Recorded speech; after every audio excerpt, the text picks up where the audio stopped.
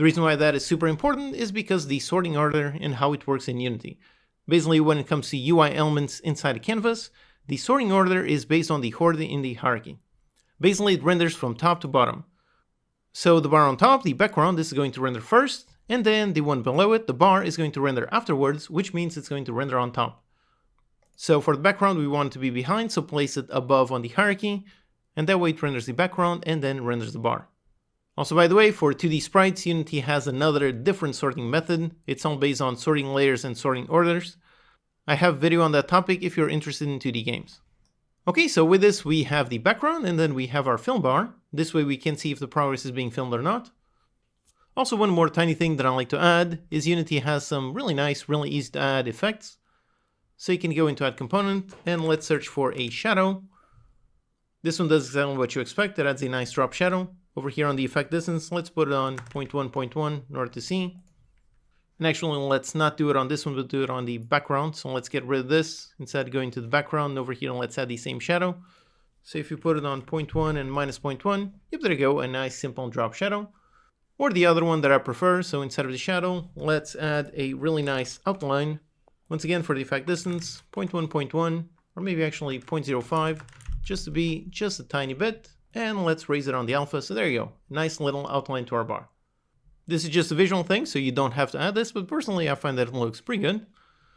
So with all of this, we have our visual perfectly set up. We've got our nice bar. All we need to do is play around the fill amount in order to fill it.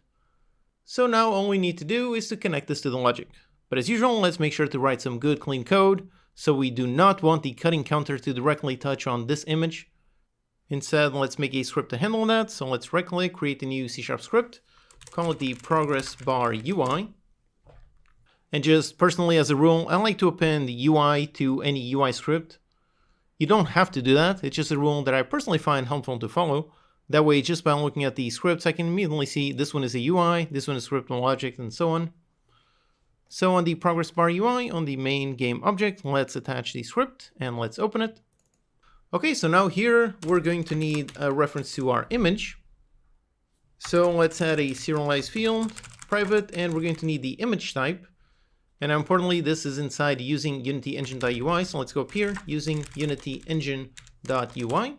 So we have our image component. Okay, great. Let's call it the bar image. So we have our reference. And now with this, obviously, we need to have some kind of reference to the counter so we know when the progress changes. So it's really the same thing that we've already done so many times throughout this course. So let's add a field up here, serialized field, private, cutting counter for our cutting counter. Then over here in the editor, let's drag the references. So drag the reference to the cutting counter and another one to the bar image. Okay, great. Now we just need some kind of event to update the bar image.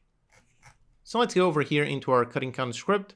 Let's make an event to spawn that. So public event, let's use the event handler, the default standard. Let's call it on progress changed. And let's also make a nice event args to be able to send the current progress amount.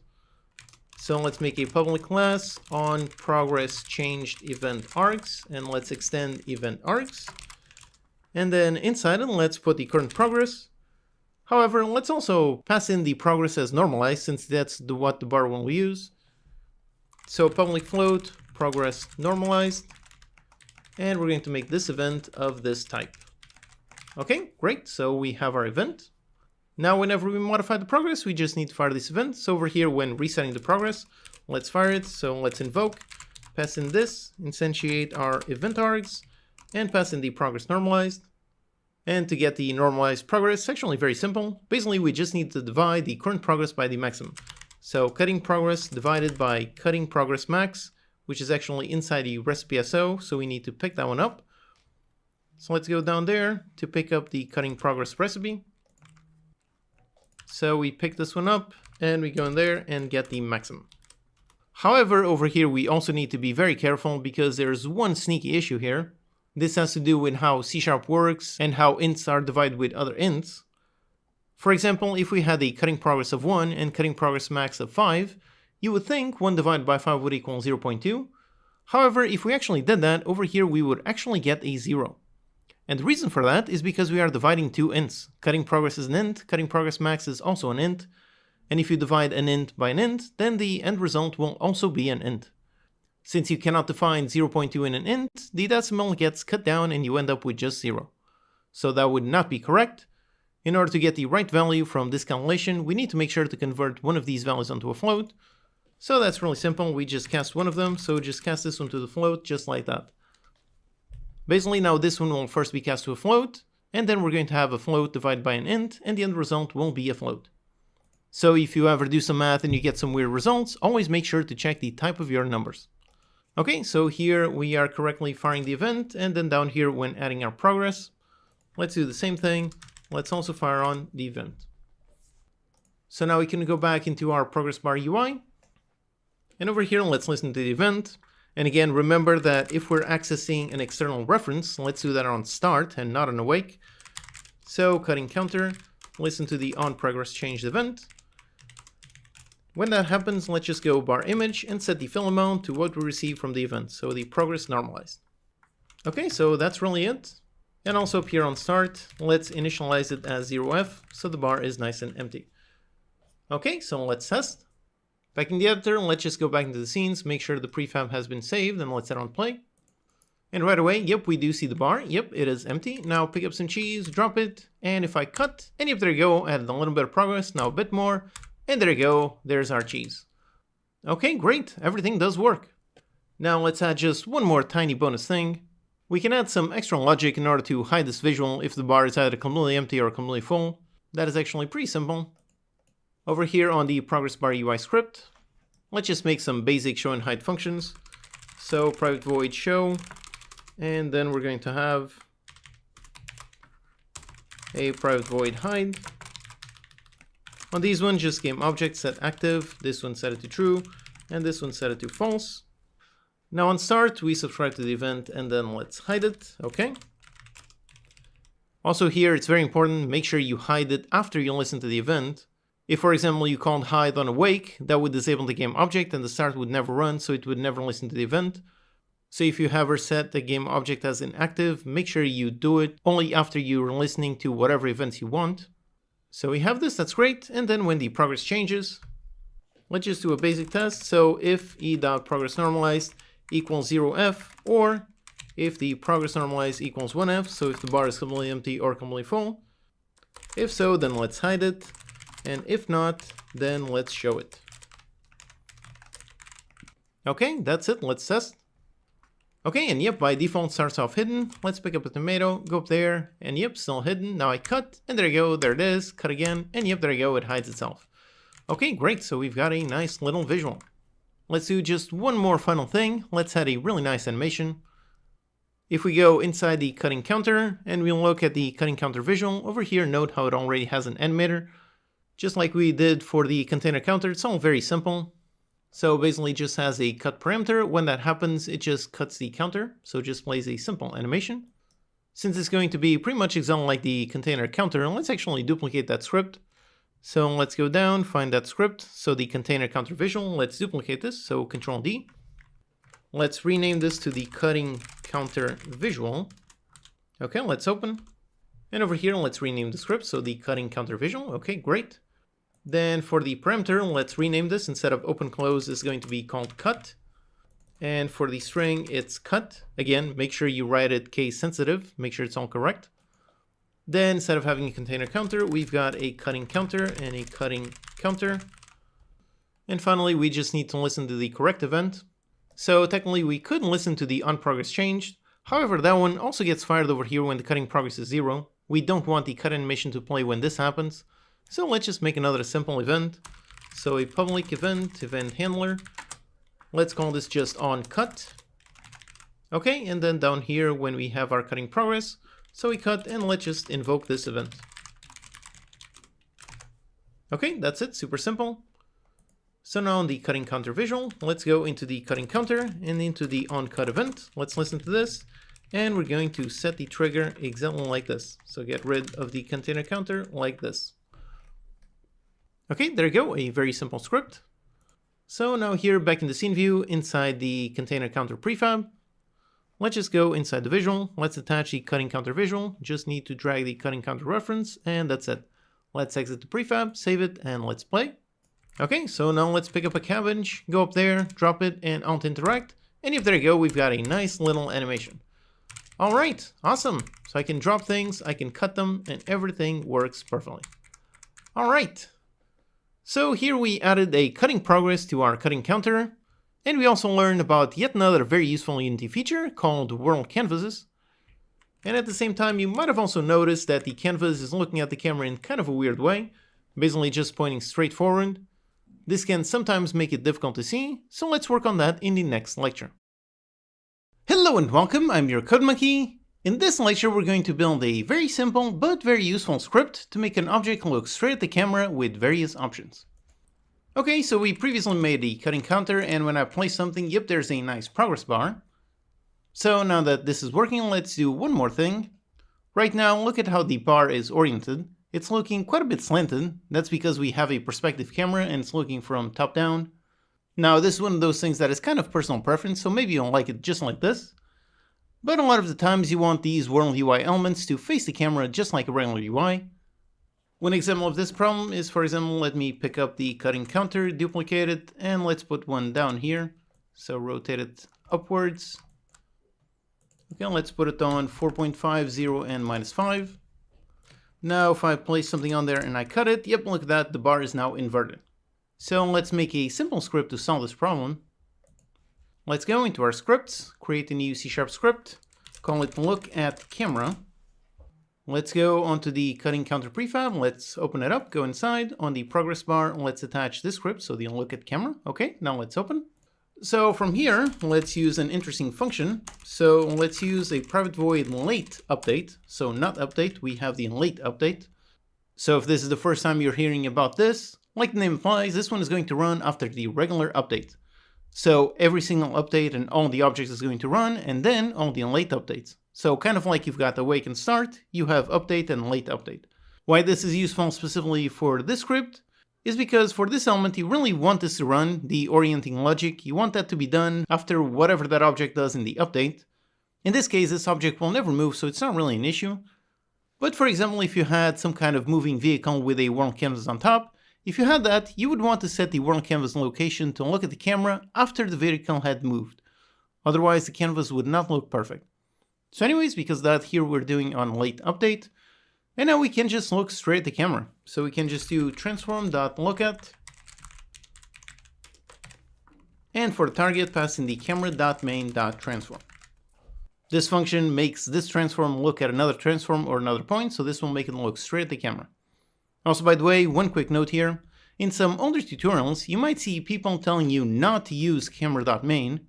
The reason for that is because this field did not used to be cached, so every time you use this, it would cycle through every single game object in the scene until it found the main camera, so that was obviously really bad for performance. But nowadays, this field is now cached by default on the Unity backend, so you no longer need to cache it yourself. Accessing it directly just like this is now fine.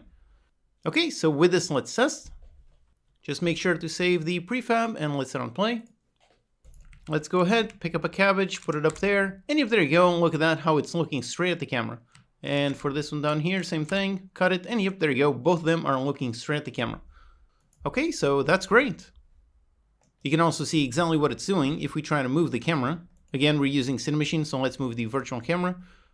So over here, if I just play around with the position.x, look at that, look how, as I move the camera, yep, the objects are perfectly looking straight at the camera. So that's great, that's what we want. But also, you might notice one thing. Notice how the bars are actually inverted.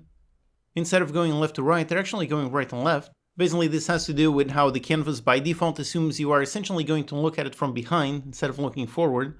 So that is why when this game object is pointing straight at the camera, it's essentially inverted. So to solve this, actually quite simple. We basically just need to look in the exact opposite direction. But at the same time, sometimes we might want this exact behavior, having something look straight at the camera. Maybe we do want it to be inverted sometimes. So for that, let's make a nice complete script with all of our possible options.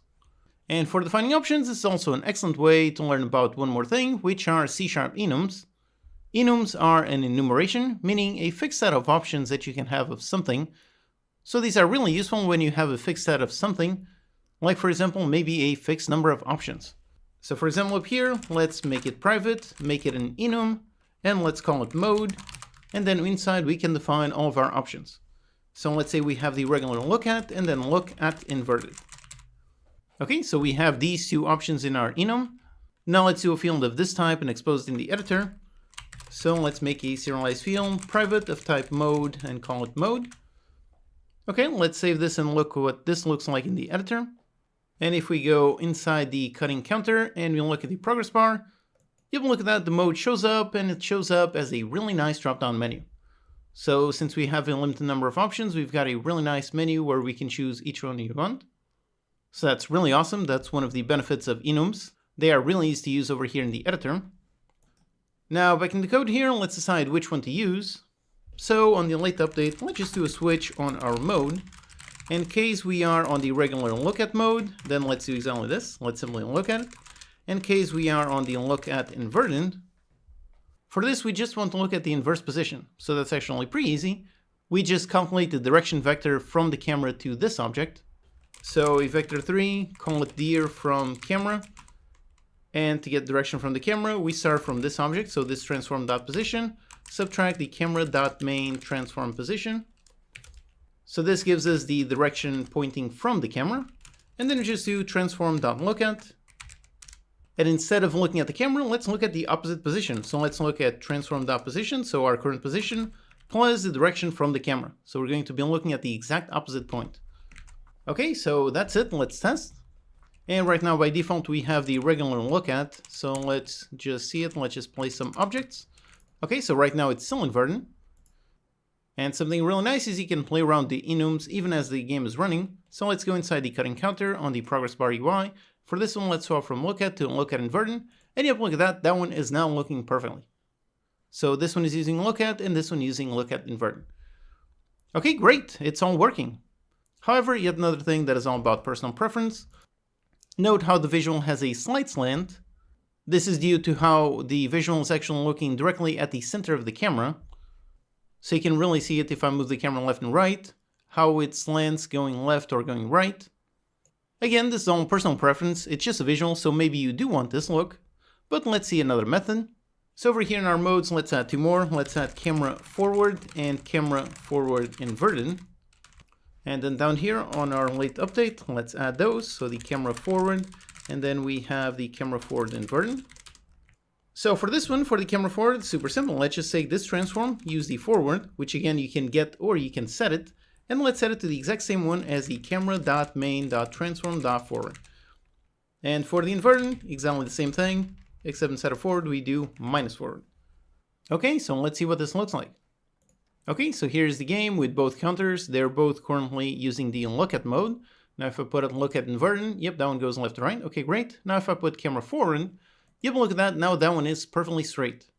So even as I move the virtual camera left and right, look how that one is always perfectly facing the camera as if it was a regular UI element. And for the inverted, does the exact same thing, but inverted, so just like that. So that's it. These are the four modes. Again, these are all just visual elements, so pick whatever you prefer. For me, I'm going to be using this one, the camera.forward, so that everything is perfectly horizontal. So I'm just going to make sure to go inside the prefab and on the prefab itself, modify it and set it as camera.forward. And now if I add a cheese there, yep, looks great. And if I add a cabbage here, and yep, it also looks great. Alright, so here we created a really nice, useful, generic script to make an object look straight at the camera in various ways. Note how this one has nothing to do with canvas or a progress bar or anything. It's really a generic script to look at the camera, so you can apply this to anything where you want it to look at the camera. Okay, so with that, the cutting counter is fully done. Now let's handle the trash counter in the next lecture. Hello and welcome, I'm your Code Monkey. In this lecture, let's create the trash counter. This one is actually pretty simple. It's how we're going to drop something and just destroy it. Okay, so making the trash counter is going to be super easy. Once again, going to be another great practical example of the power of writing good clean code and having good organization in your project. So let's do the same thing that we've already done a bunch of times. So first of all, let's make the prefab variant. So let's right click on the base counter and create a brand new prefab variant. Call it the trash counter. Okay, let's go inside. And first of all, let's drag the visual. So find the visual prefab on the trash counter. Okay, then let's duplicate it to make the selected. So let's rename this to selected. Let's add the selected counter visual. Let's add the visual inside of it. And on the visual, let's select the other material. So the counter selected. And finally on the selected, put it 1% bigger, 1.01. And start off with the visual disabled. Okay. So that's the basics, just like we've already done so many times. Now let's make the script to run this. So let's right click, create a new C# script, call it the trash counter.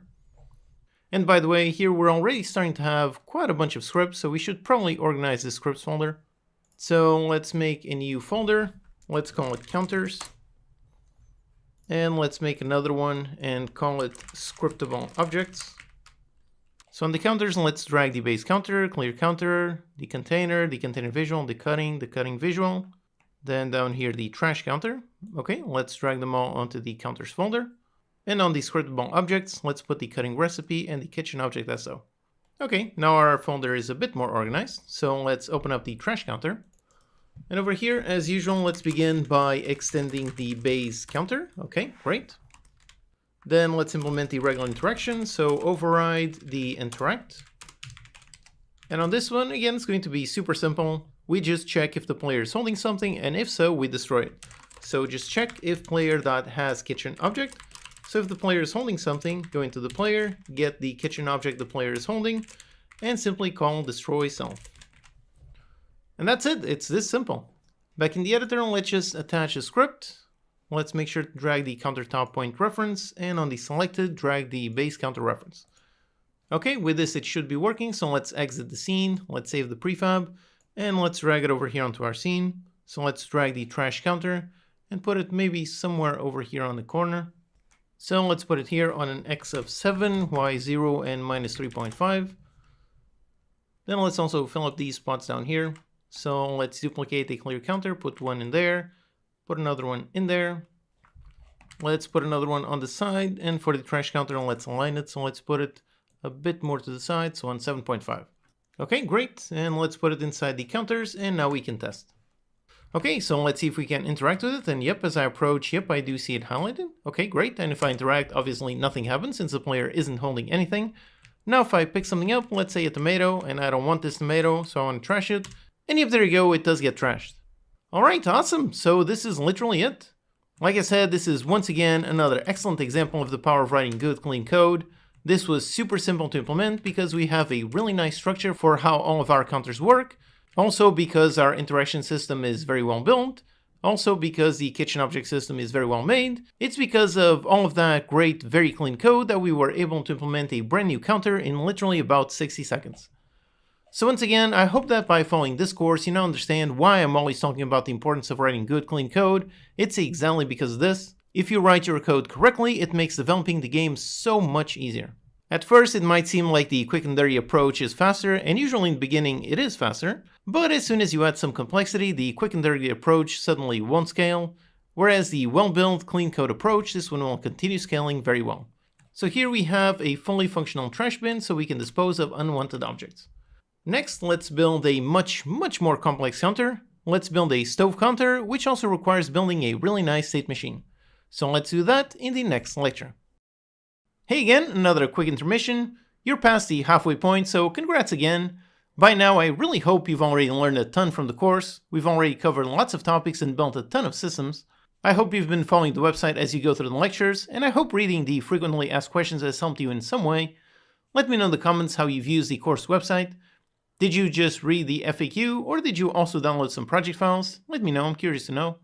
If you enjoy my teaching style, also look at my other courses after finishing this one, especially the turn-based strategy course. That one is an excellent follow-up for this one.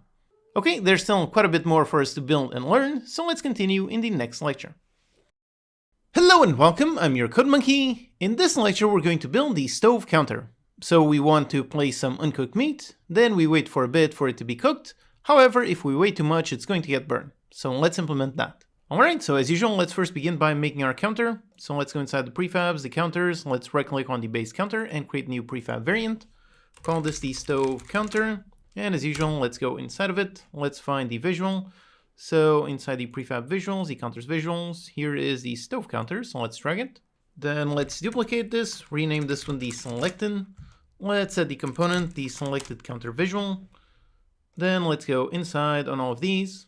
And by the way, this visual actually has some nice visuals that we're going to implement in a little bit, but for the selected, we really just want the static objects. So let's pick up all of these and let's select the counter select visual. Okay, nice and white. Then let's lock over here the parents so I can select all of these and drag all of them. Okay, great. And start off with all of them disabled. Okay, so that's the basic setup as usual. Just for the counterpoint, since this one has a nice little sub on top, let's lift it up by a little bit. So put it on a Y of 1.456. Okay, that looks pretty good. Just move it a little bit to the center. Okay, great. So now let's make our script. So let's go inside our scripts folder. We've got our counters. So in here, let's create a brand new C# script for the stove counter. Let's wait for it to compile. Let's attach the script and open. Okay, so here as usual, let's extend the base counter. Now, like I said, the goal for this one is to be able to cook our meat. And for that, it's going to be based on a timer.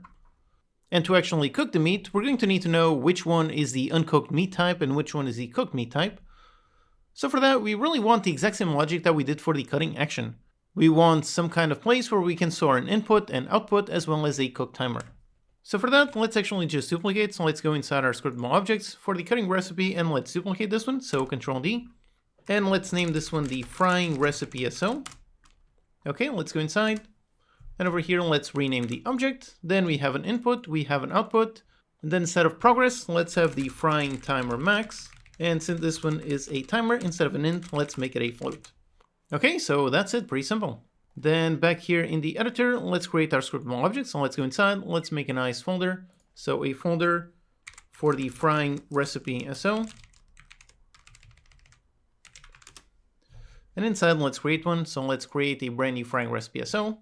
For this one, let's call it meat patty uncooked into meat patty cooked. Then for the inputs, let's choose the meat patty uncooked. Now we have to make the other one. So let's go ahead and make that one. Let's duplicate this one, rename it to the meat patty cooked. And the object name, meat patty cooked. Let's select the different sprite. So this one is going to be the meat patty cooked, okay? And finally for the prefab, let's also make it. So for the meat patty cooked, let's go inside of it and also make sure to save the changes on our stove counter. So okay, now in here, let's get rid of this visual and use the other visual. So we want the meat patty cooked, and let's make sure to drag the scriptable object. Okay, so it's all good here. Let's go back outside, save it, and finally over here on the meat patty cooked, let's just grab the prefab reference. So there you go, that one. Okay, so this one is working, and since we're here, let's actually make the other one right away. So let's make the meat patty burned. So the prefab, and let's also duplicate this to make the meat patty burned. Then on the text, let's rename this to burned.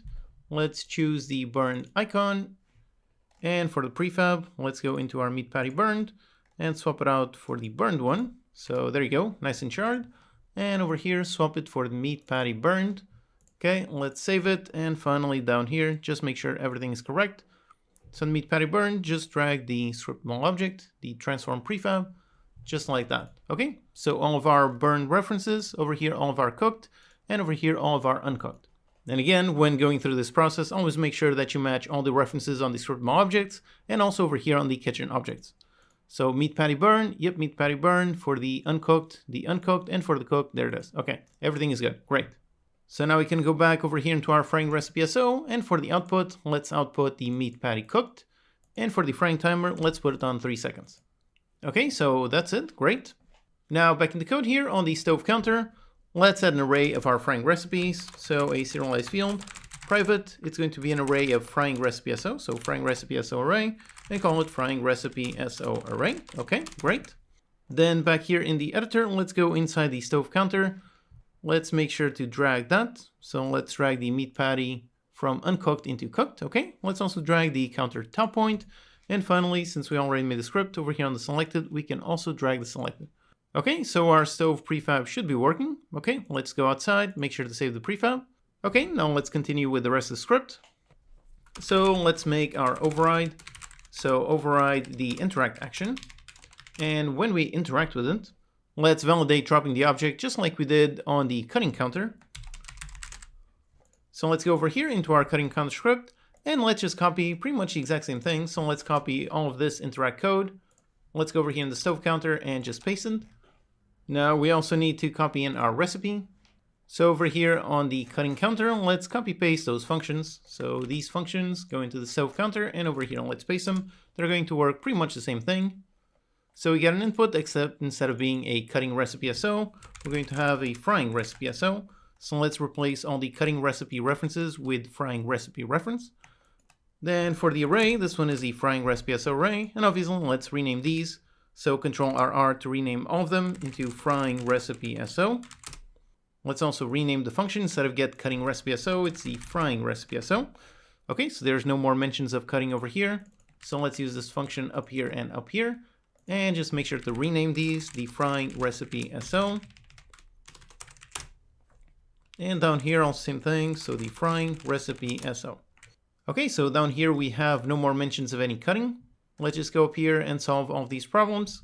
So first we check if there's no kitchen object here, and if the player is carrying something, then we see if what the player is carrying matches any kind of frying recipe. If so, then the player is carrying something that can be fried. Then we set the parent, and for now let's not worry about the progress. So let's just get rid of all of this, just like this.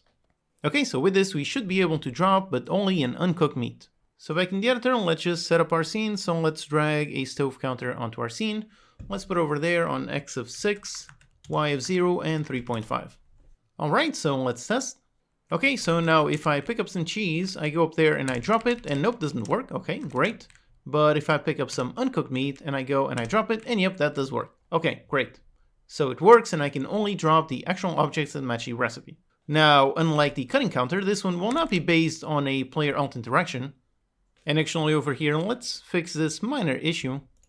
Basically, we added this debug.log error to the base interact because pretty much every single counter is going to implement this interact function, but not all counters are going to have the interact alternate action. So on this one, let's just do nothing. Let's not spawn an error. Okay, just a quick fix. So like I said, the stove counter, this one is going to be based on a simple timer. And for making some time-based logic, basically we have two approaches. One approach is to use a simple float timer, or you can also use a coroutine. Now, a lot of tutorials will teach you how to use a coroutine, and that's not necessarily a bad practice. It does work. It does achieve the desired result. So to do that, you would just make a function like fry timer. So you'd make a private, you have to return I in numerator, then call it something like handle fry timer. Then inside you can do a yield return and return a new wait 4 seconds. And to start this coroutine, you would do maybe on start, you would call start coroutine and start the handle fry timer. So this is one approach. This is definitely perfectly valid timer code. However, personally, I am not a fan of coroutines. It's not because of performance or anything. It's simply because I don't like the pattern that they force you to use. I don't like being forced to make a function that returns I enumerator. I don't like using yield return. I don't like having to use the start coroutine function. I don't like being forced to use this on a monobehavior object. Those are all requirements for making a coroutine work. And personally, I find those are way too many requirements that create a very strange pattern that I really don't like. So that's really the only reason. I don't like coroutines because I find this pattern to be quite a lot convoluted. So instead of coroutines, what I like to use are simple basic float timers. So just make a simple private void update. Then we just need to keep track of a certain timer. So for example, a simple private float frying timer. Then on the update, let's first check that we have an object, so it has a kitchen object. If we have a kitchen object, then let's increase the timer by time.time. By the way, here when working with a timer, you can increase or decrease. It's pretty arbitrary, both ways work. The obvious difference is only if you test if it's above the max or if it's under 0. In here for frying, it does make sense to start at 0 and then the frying timer max. So you do that, and if the frying timer, if it is bigger than the maximum, so let's get the frying recipe SO, let's get the frying recipe SO with input, so let's get this kitchen object and get the kitchen object SO. Okay, so we go into the frying recipe SO and we get the frying timer max. Okay, so if it's above the max, then this one has been fried. So here let's just see what we did on the cutting counter. So let's get this kitchen object and tell it to destroy itself. And then let's go into the kitchen object class. In order to spawn another kitchen object, let's go into the frying recipe and spawn the output. And we're going to spawn it inside of this counter. All right, so that's it. This should already be working. We don't have a visual yet, so let's add a debug log. So up here, just a debug.log on the frying timer. And up here, let's also just reset the timer. So frying timer, let's put it on 0F. And let's also do a debug.log and say fried. However, like this, you might already be guessing that we're going to have a bunch of bugs, but still, let's just test it just like this. Okay, so over here I can move around, I can pick up some uncooked meat, I can drop it there, and after a little bit, there you go, there's the timers. And yep, there you go, it did work. You can see the timer increased until 3, then it was fried, then it was reset, and then we've got a null reference exception. Basically, this is the exact same problem that we had on the cutting counter, where first we put an object like tomato, and that is indeed an input for a recipe. So we cut tomato into slices, but then the slices are not an input for any recipe. So over here we put some uncooked meat, so that's great, we fry it, which means we destroy the uncooked meat and we spawn the cooked meat. But then next time the cooked meat is not an input for anything, so obviously this one is going to return null. One thing we can do to sort of solve this problem, which is also going to be beneficial in terms of performance, is simply caching this field. So let's go up here, define a frying recipe SO, instead of constantly getting it on every single update, which might be a bit costly in terms of performance. Instead of this, let's just get it over here when the player drops something. So the player drops something and we assign the frying recipe SO, so we assign it, cache the value, and then do this. Okay, that should have fixed the null reference problem, but we still have a bunch more problems, but still, let's test it out. Okay, so here, let's pick up some meat, put it there, and let's look at the timer, and yep, there you go, everything is cooking, great, and yep, there you go, it finished, it cooked, and the timer was reset, and now it's finishing, it's cooking, and so on. So this is obviously another pretty serious problem. Basically, it's constantly frying the meat and spawning more and more objects. Instead of constantly spawning from the same recipe, what we want is for the stove to first fry the object, but then if the object is fried, then we want to burn it. So really, that means that we want the stove to have multiple states. Meaning that we're going to need to make a simple state machine. So let's do just that. Now, if you're a beginner, the concept of a state machine might seem daunting at first, but it's actually extremely simple, at least to make a very basic one. All we need is really just a bunch of states. So to define those states, let's go up here and make a simple enum. So let's make a private enum, call it state. And now let's put all the states for our state machine. Now for the stove, let's say we have idle when there's nothing on top. Then let's say we have a frying state for when the ingredient is actually being fried. Then we have fried for when the ingredient has already been cooked, but it's still getting some heat. And finally, if we leave it too long in that state, then everything ends up burned. Okay, so these are all of our states for our state machine. And now to make the actual state machine, it's actually quite simple. First of all, we just need to store the current state. So up here, make a private of type state and store the current state. And then on update, let's just do a switch on the current state. And now here, basically, we're going to do different logic depending on the state that we're at. So let's say if we're idle, we do something. Then if we are frying, we're going to do something else. Then if we are on the fried, also something else. And finally, if we are on burn, do something else. So here are all of our states. And the logic that we did down here, this is the frying logic. So let's actually just copy all of this and let's paste it inside the frying logic. And for the state machine, we're only going to run any of these states if there's a kitchen object inside of it. So let's actually put that switch in there just like this. Okay, so that's it. So when idle, we're not doing anything. And when frying, we're going to run our frying timer. We're going to fry the object. Let's also get rid of the log. We no longer need this. Then we destroy the current object and we spawn a brand new object. Now what we need is to handle over here the state field. We need to modify this when changing states. So first of all, let's handle the start. So let's make a private void start. And on start, let's begin with the state on state.idle. Okay, great. Then down here, when we interact, when the player drops something that can be fried, over here, let's set the state and put it on state.frying. And over here, we should also probably reset the timer. So let's set the frying timer back into 0F. Okay, we set the timer and we reset the state. Finally, up here, let's not reset the timer since we're resetting the timer down there, since it makes more sense down there. So we do the frying timer, we end up frying, and then obviously we need to modify the state. So modify state and put it on state.fried. Okay, so that's the basics of our state machine. With this, everything should be working just the same as previously, except we're only going to fry once. So let's actually just put a log here, debug.log, object fried. And let's put one down here outside of the state machine, just do a debug.log on the state. Okay, like this, let's test. Okay, so here we are. Let's pick up some meat and drop it on there. And there you go, it goes from idle directly into frying, and then it's fried. And yep, there you go, now it stays on fried. So it no longer goes on frying, and it's no longer spawning any more objects. It went from frying into fried, and yep, everything worked. Alright, awesome. So we have the frying state working perfectly. Now let's handle the burning. In terms of logic, it's really going to be the exact same thing. We're going to have a frying timer. So let's copy this code and paste it down here.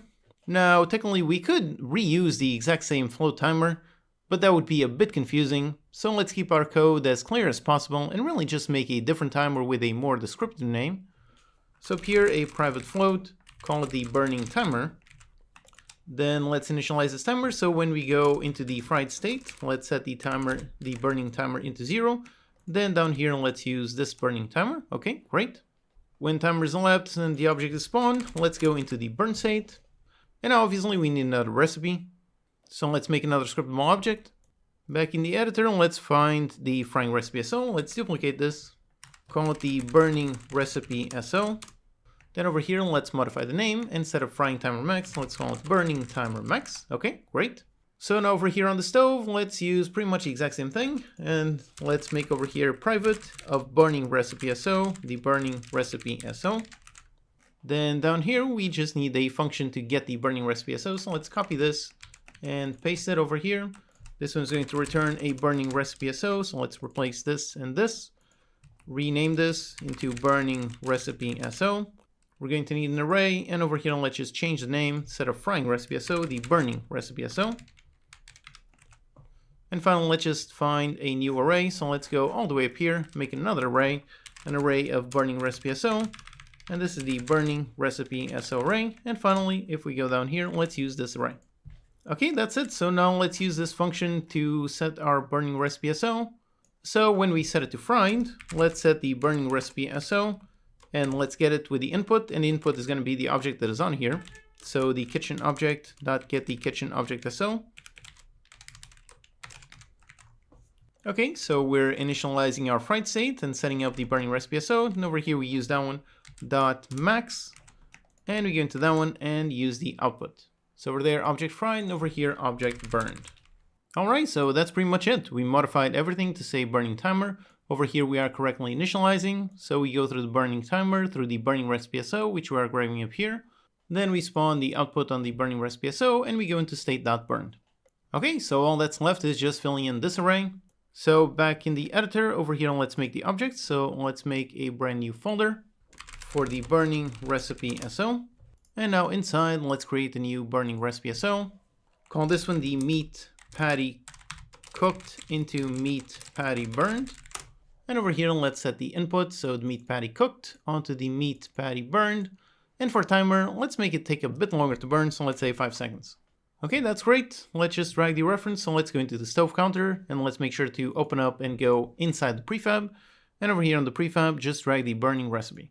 Okay, that's great. Let's go outside, save the prefab, and let's test. Alright, so here we are. Let's pick up some meat, drop it on there, and look over there, it's frying, and after a bit, yep, it's fried. There you go, it spawned that one. And now if we wait for 5 seconds, it should go from frying into burn. And yep, there you go, that one is charred, everything is burned, everything is great. All right, awesome. So everything worked as intended. With this, all of our logic is working. Now let's handle picking up objects from the stove. Now technically it's already working, so I can approach the stove and pick it up the object, and there you go, drop it in there. So that does work. However, if we look over here in the log, the state machine is now in the wrong state.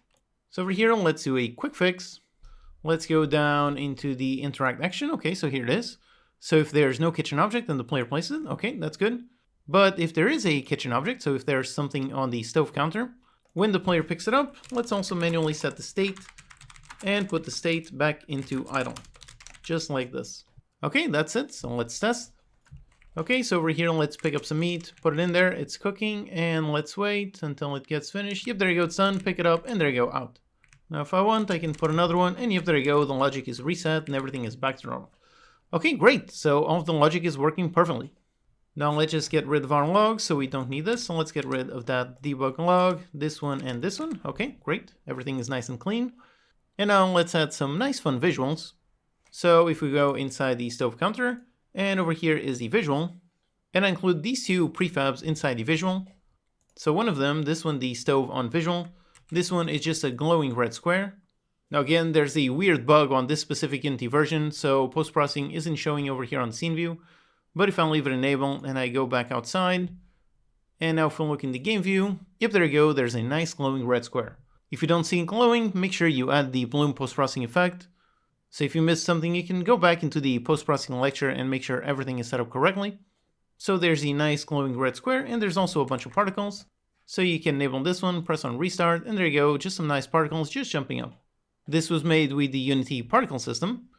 So for example, on the hierarchy, you can right click, go up here into effects, and you can create a particle system. So that's what this is. It has a particle system, and over here you can see all of the various settings. For these particles, they just jump up and fall down. So for jumping up, that is the emission. You can actually see a visual over there of the cone. That is the spawning cone, which you can find over here on the shape. So in the shape, it has the shape of a cone. Then you can see the radius thickness, and so on. So that is from where the objects are being spawned. Then up here, you can see the lifetime of each object. So each particle is going to last for 0.7 seconds. You can also see the speed, so that's the speed at which they come from there. The start size, that's how big they are on start. And note how the particles are spawning, jumping up and falling down. So that falling down is over here the gravity modifier. If you put it at 0, then they just keep going up. And if you put it at 2, yep, they go up and they fall down. Next down here on the emission, this is how many are being spawned. So if I put this on 200, there you go, tons and tons of particles. Next is over here the size over lifetime. So this one has just a basic curve. So they start off on full size, and over the x-axis, this one is the lifetime. So as the particle goes from the beginning until the end of their life, they basically go down on size, so that is why they become quite a bit smaller.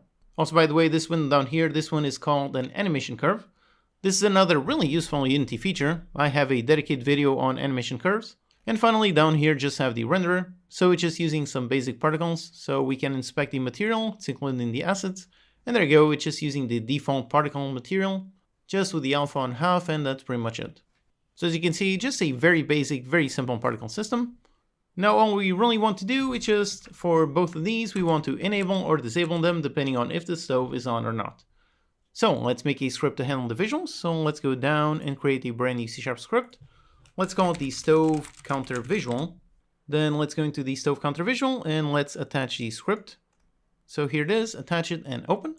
Alright, so now here we just need references to those two objects. So as usual, let's make a basic serialized field. Let's make it of type game object for the stove on game object, and the other one is the particles game object. Okay, let's save. And back here in the editor, let's drag the references. So the stove on visual and the sizzling particles. Okay, great. So now all we really need to know is when to turn these on or off. And for that is really going to be based on the state over here on the stove counter. So if it is on the state frying or fried, then we want to show them. If it is on idle or burned, we want to hide them. But as usual, we don't want to mix the logic and the visuals directly. So let's do that through a really nice event. Let's make a public event. Let's use a standard event handler. Let's call it on state changed. And let's also include the state on the event args. So let's make a public class. Call it on state changed event args. And let's expand event args. And then in here, let's just put a public state for our state. However, here we also have a really nice error. So this one is telling you there's inconsistent accessibility. Basically, that's because we made this one public. So any class, like for example our visual class, can indeed see this class. However, from outside, that class cannot see the private state. So that is why we have inconsistent accessibility. We cannot have something public which inside has something of a specific type which is private.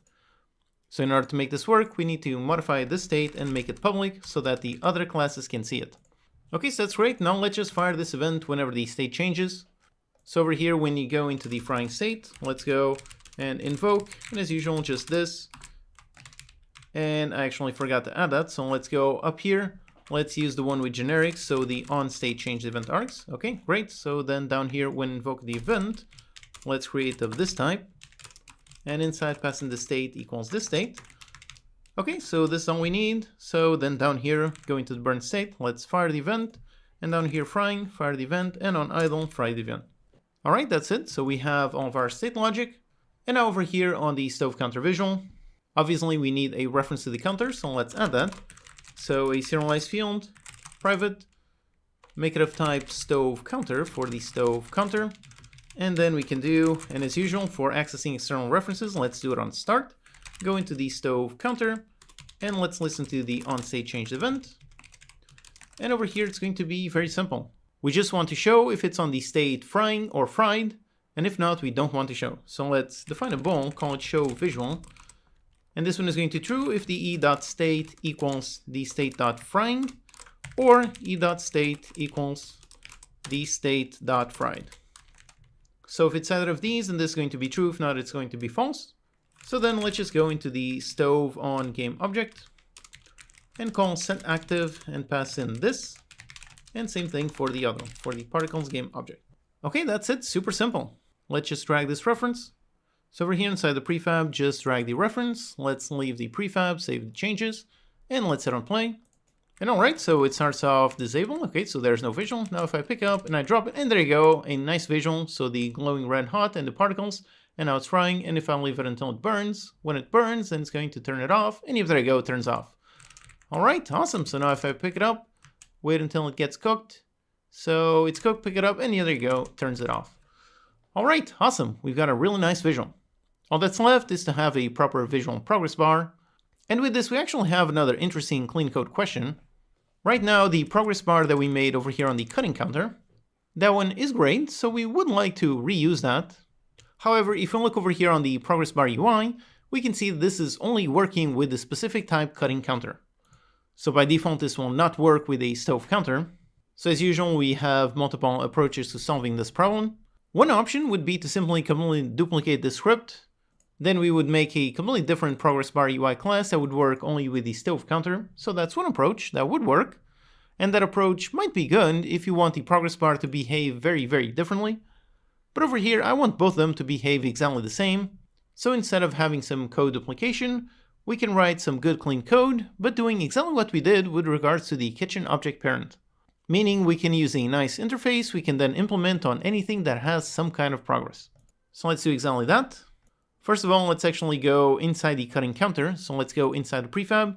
And over here, we've got the progress bar, and this one is just a regular game object. But since we're going to reuse this, let's make this a proper prefab.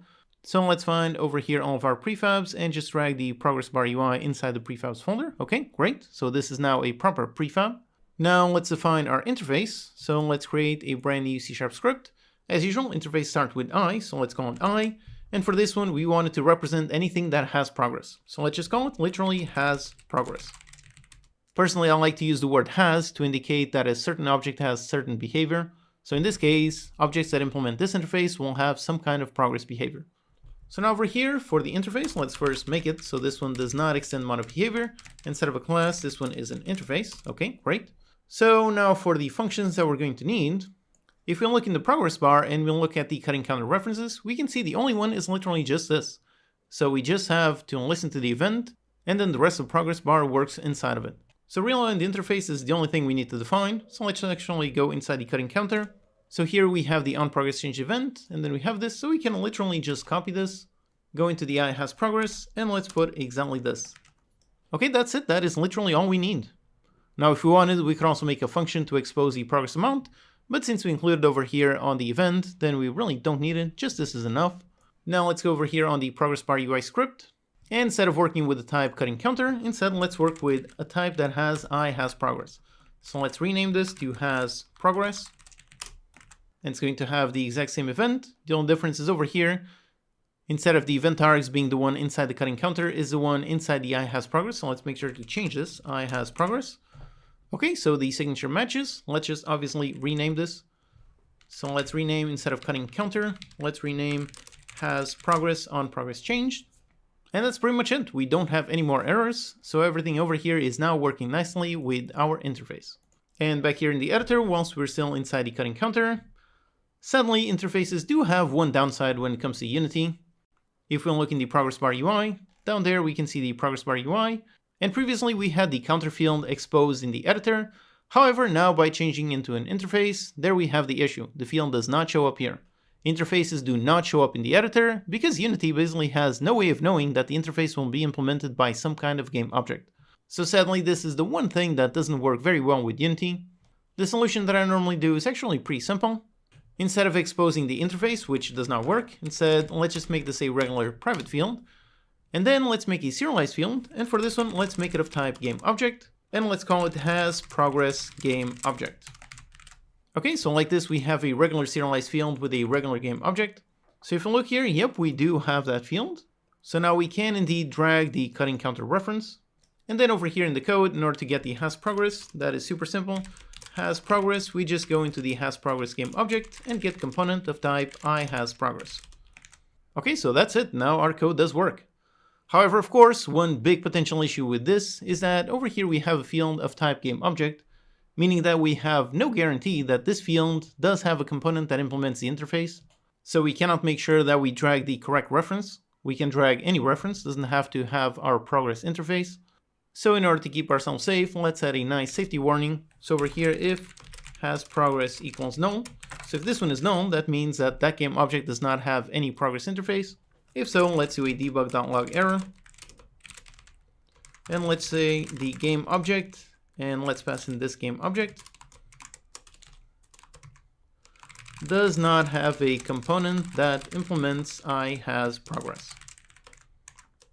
So this way, if we make a mistake, we will have a nice error message.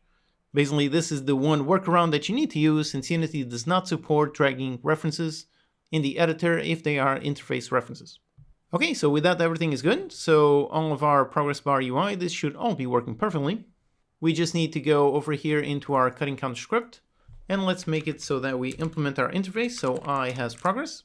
And we got an error just because even though we did define that interface member, the onProgressChange, again, keep in mind that the types depend on not just their name, but where they're at. So this type that we have here is the one that we define here, which is not the same one that we have here. So even though they have the exact same name, because they are in different places, they are actually different types.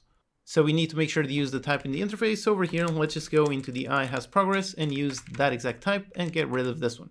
Okay, so that's it. That's the change we need. And down here when firing, let's just fire with that type. And down here, the same thing with that type. Okay, great. So like this, the cutting counter should still be working exactly the same as previously. Again, when refactoring any code, always do a quick test. So let's do that. Let's make sure to save our counter, save the prefab, go back outside, hit on play. Now let's pick up some cheese, put it there, cut, and there you go, the progress bar still does work.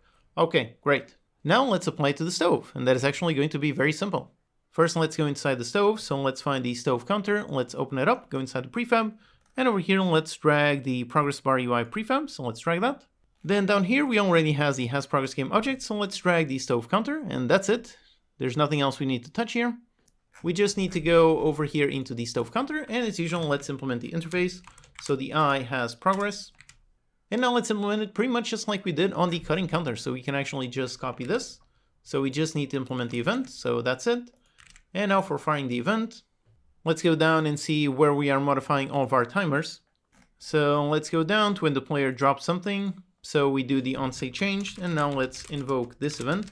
So this, and for the progress bar, for the progress normalize, this one's very simple. So just frying timer divided by the frying recipe SO dot frying timer max. Okay, that's it. We are modifying the progress. Now let's go up here when we are in the frying state. And when we do, let's fire off the onProgressChange event. Okay, great. And finally down here when we have the fried, over here let's also fire, except obviously we have the burning timer and the burning timer max. And then just to make sure that the bar actually hides itself when we go into burned, let's also fire an event. This one doesn't have a timer, so let's just put it on 0F. Okay, that's really it. We don't need to touch the progress bar UI at all. Let's test this.